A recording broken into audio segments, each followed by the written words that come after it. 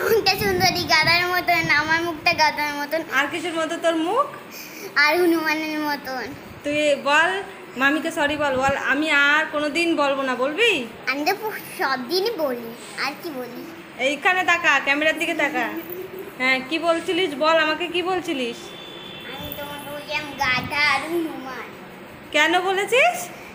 আমি বলি তোমার তোমার মুখটা একদম সুন্দরীর মতন। আর আগে যখন ছোটবেলায় তোমার মুখটা গাধার মতন থাকতো, ছোটবেলায় যখন তোমার 60 বছর হলো, যখন তোমার রানীর মতন মুখটা হলো, তারপরে তোমার 10 বছর হলো, তোমার যখন একদম ভালো ভালো সুন্দরী হয়েছে। আর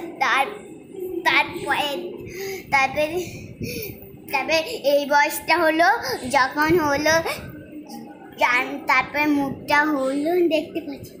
দেখার না, তুই দূরে সর। তোর তো আজকে হয়েছে, তুই আমাকে কি বলেছিস যে মামি তোমার মুখটা আমার গাধার মতো লাগছে? তুই এত বড় কথা বলতে পারলি না? কি করে বললি? আমার মামির মুখ একদম বাদরের মতন না, আমার মামির মুখ রানীর মতন। Tata bye bye. তোর মুখটা বলে দে, তোর মুখটা কিসের মতো? এইটাকো দেখবা, হাত ছাড়া। দাঁড়া আমি দেখাচ্ছি, তুই দাঁড়া, নাহলে তোর কাতুকুতু দেখবি কত কাতুকুতু দেবো তোকে। হ্যাঁ বল তোর কেমন দেখাচ্ছে? মানে হনুমানের মতন আর কুমিরের মতো। টাকা? হ্যাঁ কুমির, এইটা ঠিক বলেছিস। চোখগুলো কিসের মতো তোর? চোখগুলো সিংহের মতন। ভালো করে তাকা। এবার বল কিসের মতো তোকে দেখতে?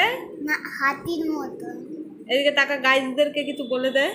আমার মুখ হাতির মতন, মামির তো কান একদম মোটা। খাও পাখি? ম্যাগি। ম্যাগি তো শেষ, এখন শুধু ম্যাগির ঝোল খাচ্ছে, তাই তো? মার খেয়েছে, তাই মামি দুঃখ তোমাদের সাথে কথা বলছে না। Tata bye bye. রান্না বান্না করি, তারপরে আবার তোমাদের সঙ্গে দেখা হচ্ছে। আর আজকে সারাদিন কি কি করছি তোমাদের সঙ্গে সবটা শেয়ার করবো। রাত্রি বিকালে সকালে।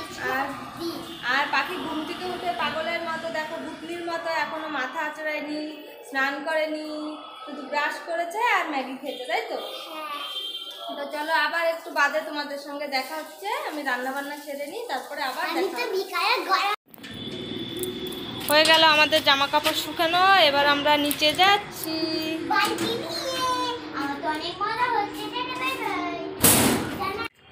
দোকানটা রেখে দিয়েছি, চলো যাই নিচে। পুজো দেওয়া হয়ে গিয়েছে আর মা আটা মেখে রেখেছে। এখন যে আমি একটু তরকারি করবো। এই যে লক্ষ্মীটা তোমরা দেখতে পাচ্ছ আমার হাতে, এই লক্ষ্মী হচ্ছে, আমরা পুজো করিনি, আমাদের নিচে ভাড়া ছিল একজন, তো তার ঘরে ছিল এই লক্ষ্মী আর একটা গণেশ ছিল। তো গণেশটা তো ভেঙে গিয়েছে, অনেক আগে জলে দিয়ে দিয়েছে। আর এই প্রায় 2 বছর ধরে ঘরে আছে, কিন্তু পুজো করি না। আমাদের এমনি পিতলের লক্ষ্মী মার মূর্তি আছে, সেই জন্য ছিল পাশে। তো নোংরা হচ্ছিল, তো ভেবেছে জলে দেবো, কিন্তু মা বারণ করছে জলে দিতে নেই, লক্ষ্মী নাকি জলে ভাসান দিতে নেই।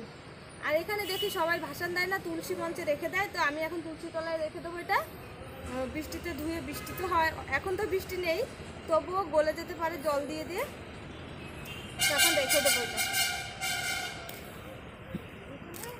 ওইখানে রেখে যাচ্ছে, ওইখানটা মাটি হয়ে যাবে।